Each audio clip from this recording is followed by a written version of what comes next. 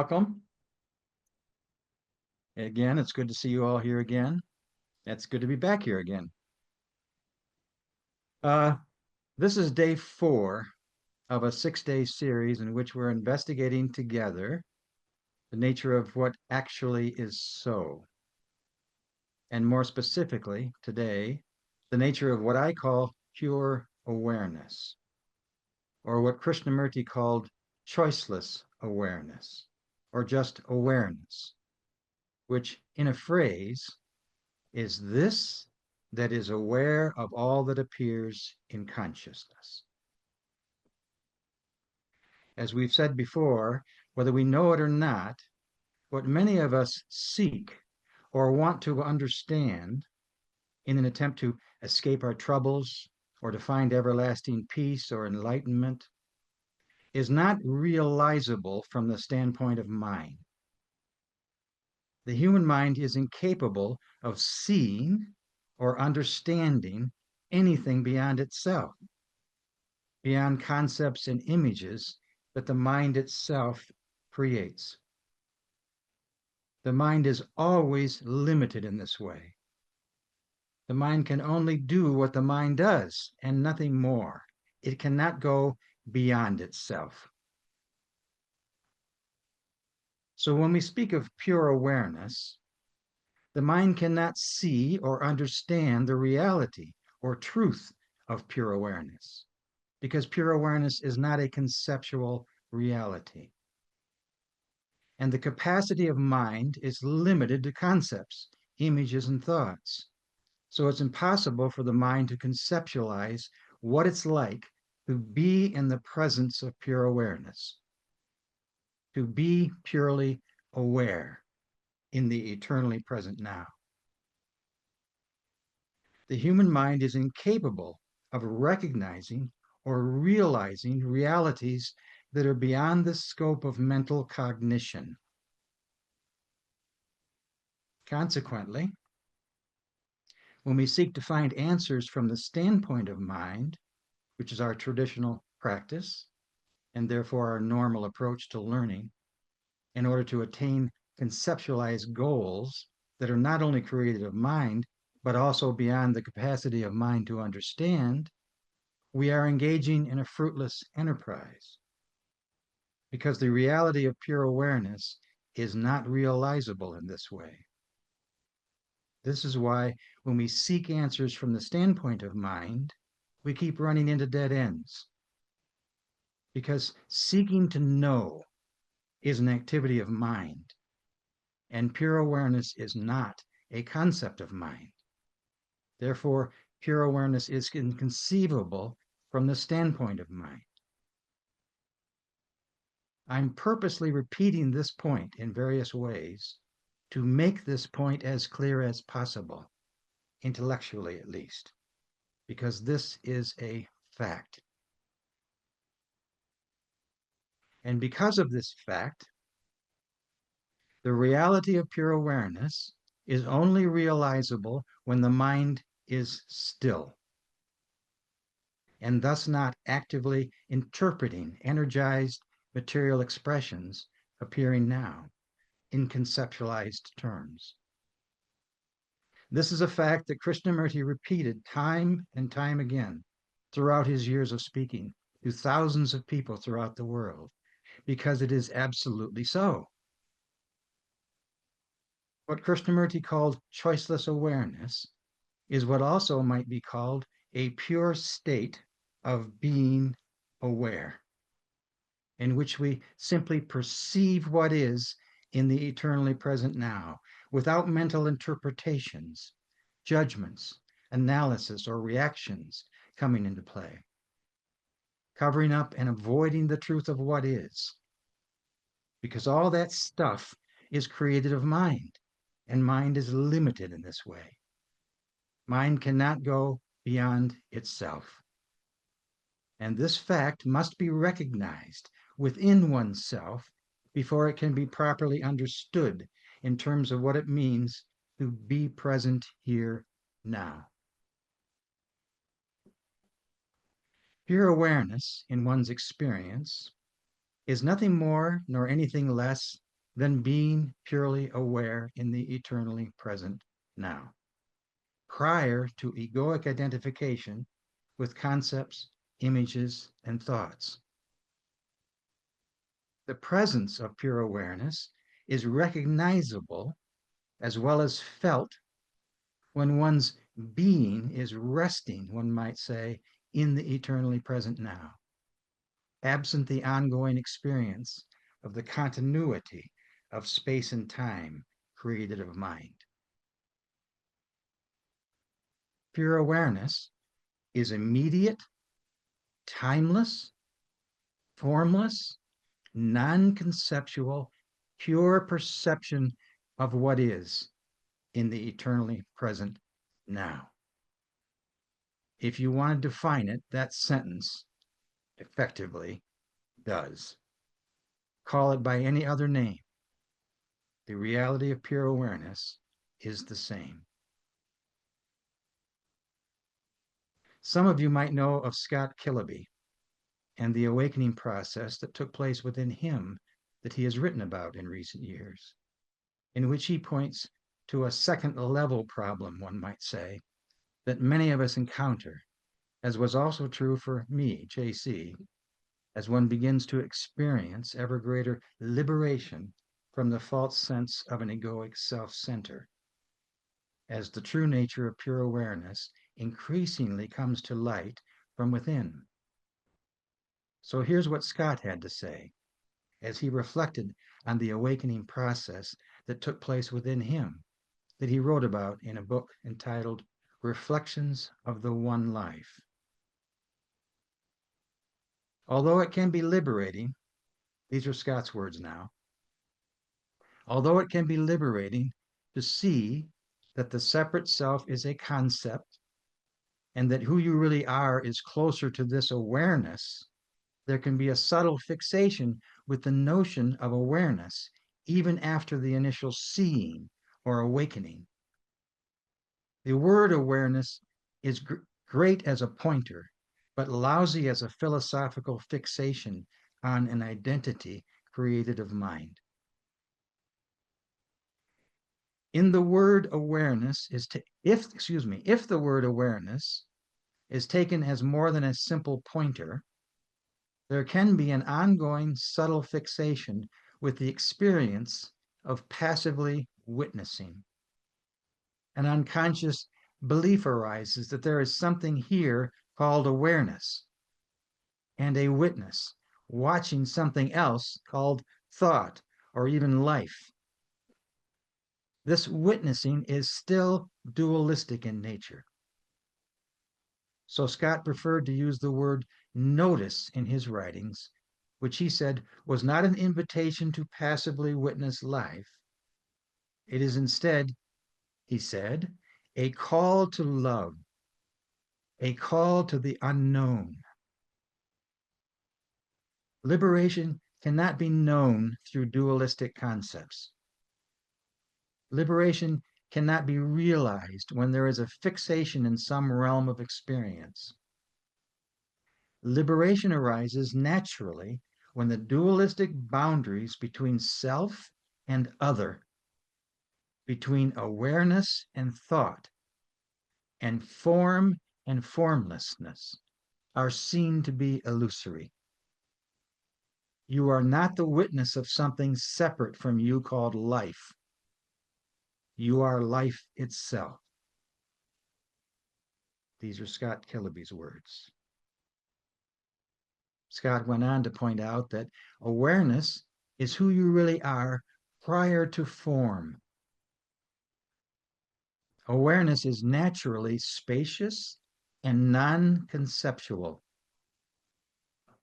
Identification with form happens when there is no realization of the reality of this simple, formless awareness.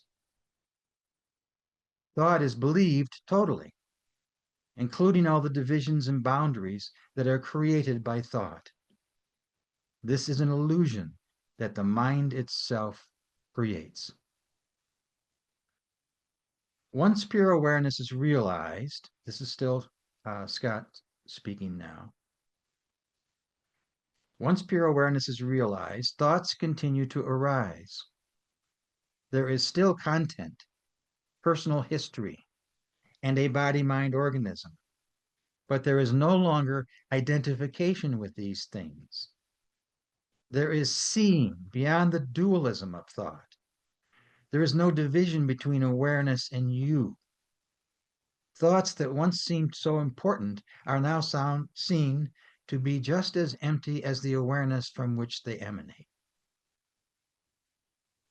Recognizing this fact is about noticing the true nature of reality. Once this has been noticed, that your fundamental nature is emptiness, you see that all form is essentially empty. Divisions and boundaries do not exist. Divisions and boundaries are thought created. And in this seeing, love naturally arises.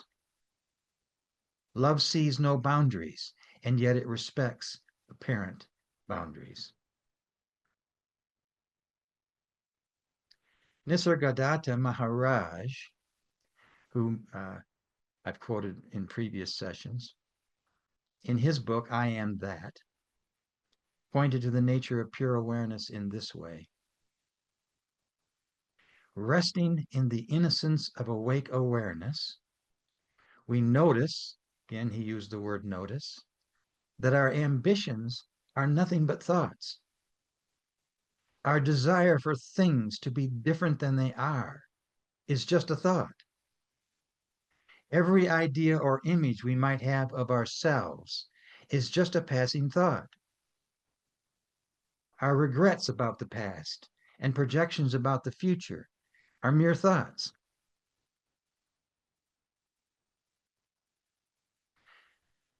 So, having heard what others have said about the nature of pure awareness, let's now listen to what Krishnamurti had to say about what it means to be choicelessly aware. These are Krishnamurti's words now. There is a difference between attention that is given to an object that appears in consciousness and attention without object.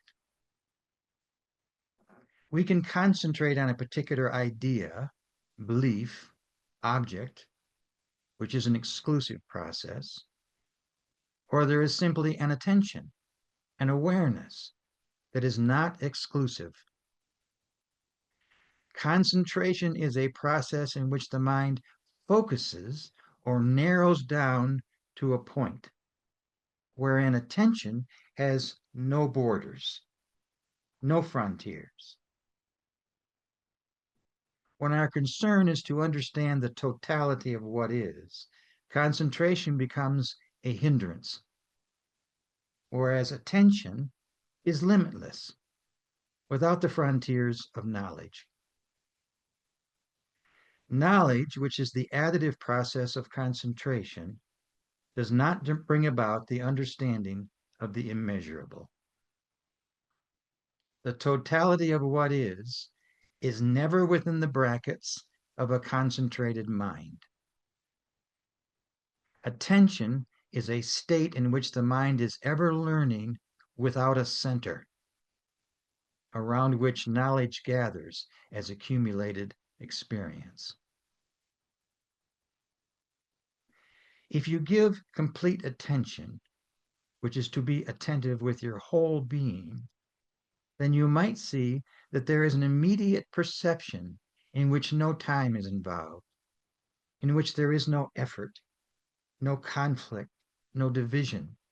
And it is this immediate perception, this choiceless awareness, that brings an end to sorrow, which is the offspring of a conflicted mind. Choiceless awareness is a state of mind that observes something without any condemnation or acceptance, and therefore faces life as it is. When you look at a flower non-botanically, then you see the totality of the flower. But if your attention is focused on botanical knowledge of what the flower is, the name, the type, the size, the color, all that, you are not looking at the flower in its totality. You may have knowledge of the flower, but the knowledge consumes the whole field of your mind. So you are looking partially and not totally at the flower. To look at the fact of what is to be fully aware. And in that awareness, there is no choice, no condemnation, no like or dislike. In choiceless awareness, there is only awareness in the eternally present now. Choiceless awareness is the state of mind that takes in everything. The crows flying across the sky, the flowers on the trees, the people sitting in front, the colors they are wearing. It is being expansively aware, watching, observing, taking in the shape of the leaf, the shape of the trunk, the shape of the head of another, what another is doing. It is to be expansively aware and from there acting. This is to be aware of the totality of one's own being. And awareness of the totality of one's being is to see and understand every thought and feeling and never limiting or denying it.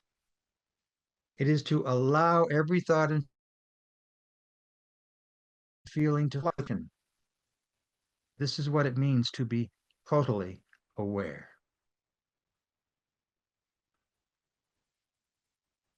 Awareness of disorder in relationship during conscious hours of the day bring order out of disorder. And by order, I mean order in the whole of consciousness, which takes place when division between the observer and the observed ceases completely. What is conceived of mind is transcended when the observer, which is the past, which is time, created of mind, comes to an end. The active present is not in the bondage of time. Only when the mind, the brain, and the organism embodies this total order is there an awareness of the wordless state and timeless movement. Order is the highest form of virtue, sensitivity, and intelligence. Your mind is conditioned right through. There is no part of your mind that is unconditioned. This is a fact, whether you like it or not. Those are Krishnamurti's words, not mine. Note that Kay doesn't say that part of mind is conditioned, while other parts of mind are not. He doesn't suggest that it's okay for some activity of mind to be in play for that which is other than mind to come forth. In fact, the opposite is true. Kay repeatedly says that the activity of mind must be still for pure perception to be in the foreground of conscious being. Your mind is conditioned right through, he says. There is no part of your mind that is unconditioned.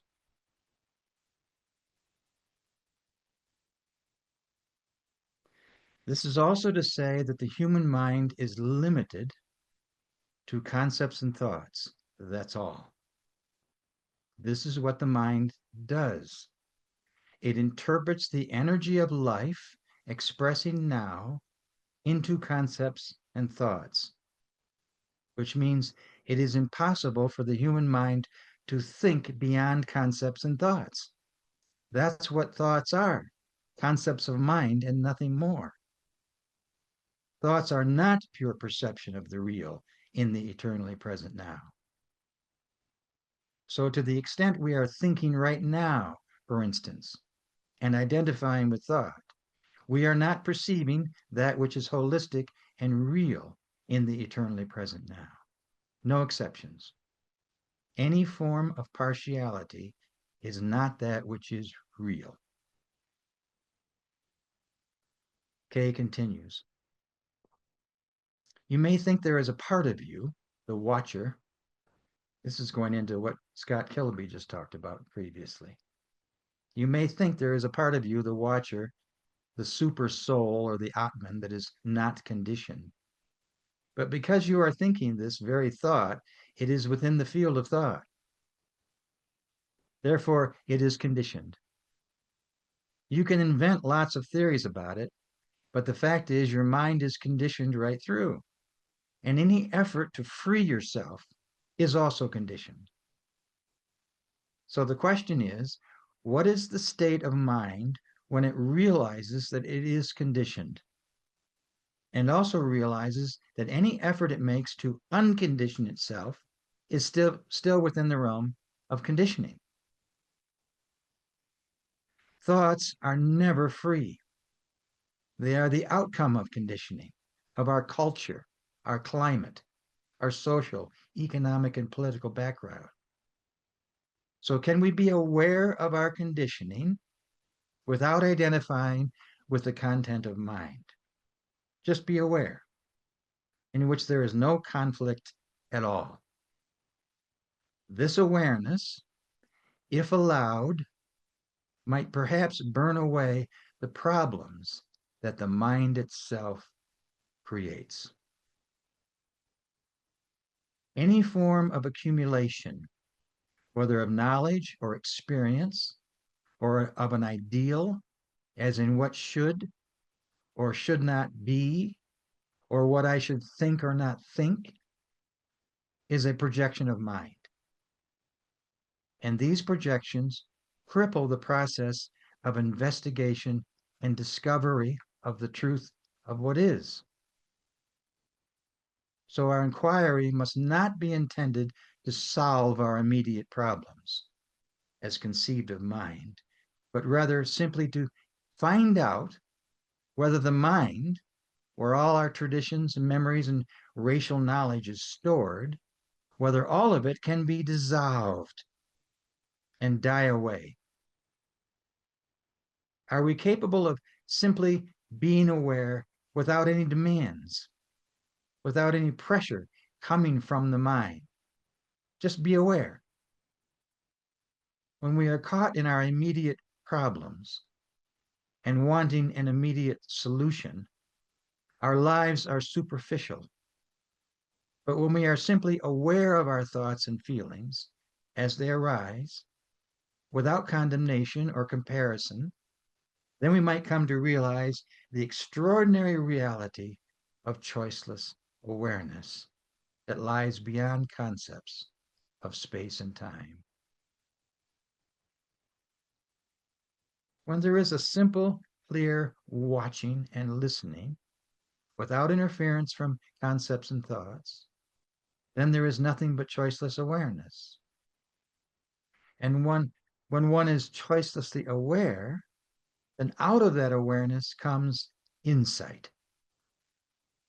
And insight is not an act of remembrance. Rather, insight is like a flash of light. One sees with absolute clarity all the complications, consequences, and intricacies of life. This very insight is the action of what is. There is no regret, no looking back, no sense of being weighted down, no discrimination. It is simply pure, clear insight, a perception of what is without any shadow of a doubt. When there is clear insight into the nature of violence, for instance, that very insight banishes the violence. And such insights occur outside the capacity of the brain to see. It is not a remembrance or a concept of knowledge, but the insight itself transforms the brain. The insight is holistic and complete, and out of that completeness, logical, sane, rational action occurs. And this movement that comes out of watching and listening without denial or condemnation comes like a swift arrow. Only then can you have a holistic relationship with the mind. In choiceless awareness, there is no becoming. There is no end to be gained. There is nothing but silent observation without choice and condemnation, from which there comes understanding. Hidden layers and their significances are revealed.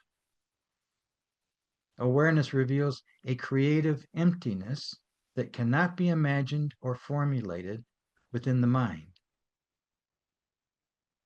Awareness and creative emptiness is a holistic process that does not come in different stages.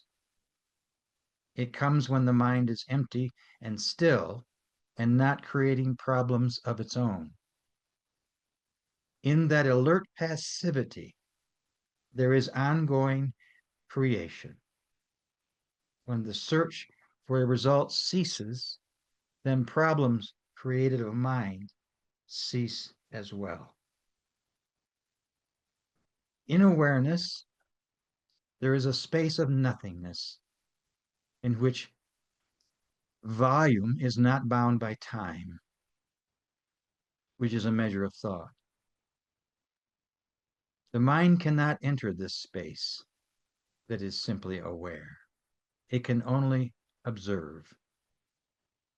In this observation, there is no experiencer, no observer that has a history. So the observer is that which is observed. Or put another way, we are the awareness out of which all things appear. When time is created of the self, it is not the space.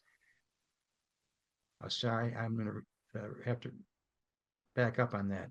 When time created of the self is not the space that has no measure, is. Or put another way, when the mind is absolutely still, the truth of pure awareness is. There's no mincing of words here. Krishnamurti points as directly as one can to the nature of pure awareness.